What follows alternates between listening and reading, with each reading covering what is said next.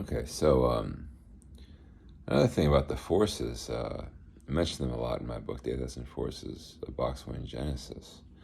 Okay, now, if you can fathom this, though, in fiction, you can fathom a lot. It's like interesting. So, what I can say, though, is this story that I brought up once. A universal paradox walks into a bar. Universal paradox. Then it's like a force bar, like a bar of forces and anything for that matter.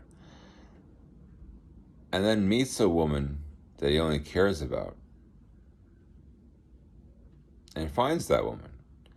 Briefly, they have a drink and he leaves. Okay. Then he thinks he's split from himself and went off with that woman after he's far gone. That's complicated.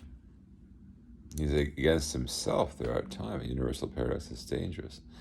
Explains some things. Now look at this. Another woman walks into the bar then, and everybody turns their head.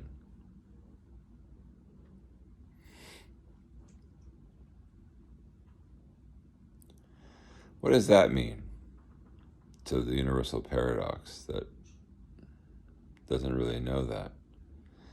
What that means is the other forces like women, primarily, which is interesting.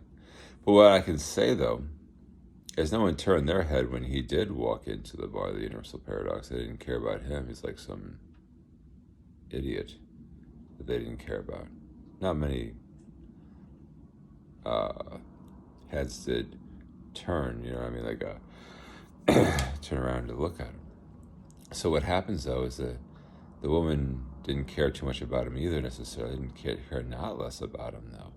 In other words, when he did walk into the bar, is a whole critical point of this discussion. The point of that is complex. Right, who was in the bar but the forces? All of them? No.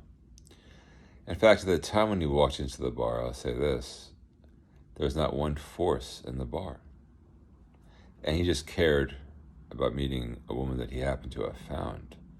He said, yes, of course, in his mind, in his powerful dilemmas and stuff.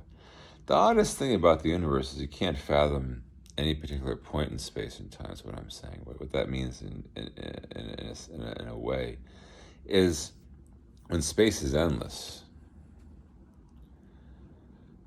what do you do? When space is endless. And according to science, it can be defined a little bit, but not too much. So therefore, what? Right, what are the universal paradox? What is the point of the universal paradox? Well, when I'm bringing that up, I'll explain why. A universal paradox is something like this.